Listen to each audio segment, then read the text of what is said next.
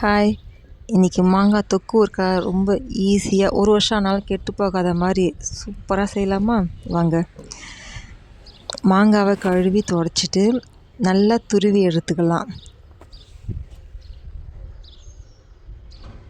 துருவின மாங்காவை தேவையான அளவு உப்பு போட்டு பிசைஞ்சு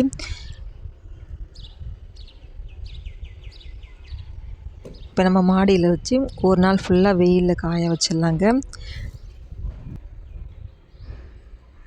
இங்கே பாருங்கள், வெயிலில் வச்சோடனே அதில் இருக்கிற நீரெல்லாம் வற்றி போய் ஓரளவுக்கு நல்லா காஞ்சி இருக்குது. இப்போ இதுக்கு தாளிப்பு போட்டுடலாம். தாளிக்கிறதுக்கு தேவையான பொருட்கள் வெந்தயம், கடுகு வறுத்து பொடி பண்ணி வச்சுருக்கிறேன், ரெட் சில்லி பவுடர், பெருங்காயத்தூள். இப்போ நம்ம ஊறுகாவை தாளிச்சிடலாங்க. நல்லெண்ணெய் தேவையான அளவு நல்லெண்ணெய் ஊற்றி கடுகு போட்டு ரெட் சில்லி பவுடர், கடுகு, வெந்தயம் வறுத்து பொடி பண்ணி வச்சுருக்குறேங்க, அது ஒரு 1½ டீஸ்பூன், பெருங்காயத்தூள் 1 ஸ்பூன் போட்டு நம்ம காய வச்சுருக்கல துருவின மாங்காவை அதை போட்டு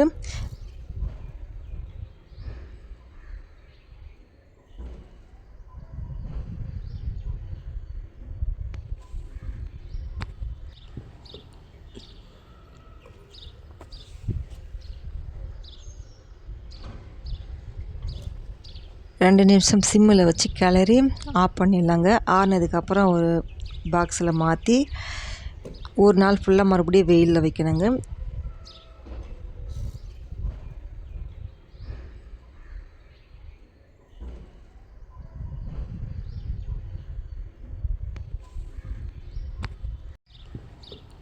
இங்கே பாருங்கள், வெயிலில் வச்சோடனே எவ்வளோ சூப்பராக வந்திருக்கு பாருங்கள். 1 வருஷம் ஆனாலும் கெட்டு போகாதுங்க. சூப்பரான சுவையான மாங்காய் தொக்கு ஊறுகாய் ரெடி. ட்ரை பண்ணி பாருங்கள், டேஸ்ட்டு பிடிக்கும்.